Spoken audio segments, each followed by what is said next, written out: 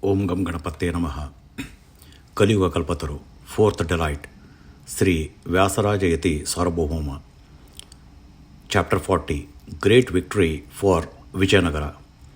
One day, while Sri Vyasaraja Tirtharu was imparting spiritual teachings to Immadi Narasimha Raya, ministers such as Sulvati Marasu and close associates of Narsanayaka arrived from Vijayanagara. After offering their respects to the Guru and the Emperor, they presented a message from Narsanayaka. The letter conveyed a heartfelt request for Sri Vyasaraja Tirtharu to grace Vijayanagara with his presence, provide spiritual guidance, and assist in the overall development of the empire. Despite Immadi Narasimharaya's reluctance to part with his Guru, whom he regarded as the foundation of his spiritual and administrative well-being, he agreed to the request. He believed Sri Vyasaraja Tirtharu's presence in Vijayanagara would greatly benefit the empire. Bowing to the wishes of Narsanayaka and the empire, the emperor said, "Guruji, I humbly request you to proceed to Vijayanagara and guide Narsanayaka for the prosperity of our land and my own spiritual upliftment." Sri Vyasaraja Tirtharu agreed and assured the ministers, "Everything is per Lord Hari's will. Inform Narsanayaka that I will soon visit Vijayanagara." The arrival at Vijayanagara. On the day of Sri Vyasaraja Tirtharu's arrival, the city of Vijayanagara was adored with unparalleled grandeur. Streets were cleaned and decorated with colorful rangolis, green festoons, floral arches and flags. Magnificent pavilions were erected, and the city brimmed with excitement. Citizens thronged the streets, eagerly waiting the arrival of the revered Guru.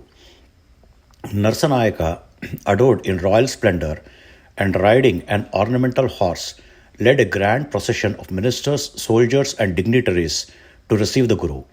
The procession included decorated elephants, camels, and horse-mounted carts. Musicians played various instruments, and Vedic chants filled the air. The city was alive with the sounds of conch shells, drums, and other traditional instruments. Sri Vyasaraja Tirtharu approached in a golden palanquin, holding a scripture in his hands and surrounded by his disciples. His divine aura captivated all who beheld him.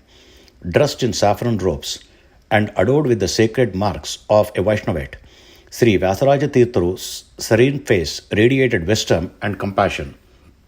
Narsanayaka, overwhelmed with devotion, dismounted from his horse and ran to receive the Guru. Prostrating before him, the emperor's minister offered his respects and led the Guru into the city with great reverence. The procession throughout the city. The streets of Vijayanagara resounded with chants of victory to Sri Vyasaraja Tirtharu. Women showered flowers from balconies, and priests performed rituals to welcome the Guru. Citizens standing on rooftops and along the streets eagerly sought a glimpse of the saint. The entire city celebrated his arrival, exclaiming with joy and reverence at his divine presence. Sri Vyasaraja Tirtharu's palanquin was brought to a grand palace prepared for his stay. The palace, adorned with crystal staircases, golden floors, and columns studded with gemstones, reflected the opulence of Vijayanagara Empire. Narsanayaka personally assisted the Guru into the palace and seated him on a golden throne, honoring Sri Vyasaraja Tirtharu in the royal court. The following day, Narsanayaka invited Sri Vyasaraja Tirtharu to the royal court. Amidst a packed assembly of ministers, generals, scholars, and citizens, the emperor and his court welcomed the Guru with great pomp. Sri Vyasaraja Tirtharu was seated on a jeweled throne, and Narsanayaka, along with the assembled dignitaries, offered gifts of gold, jewels, and other treasuries.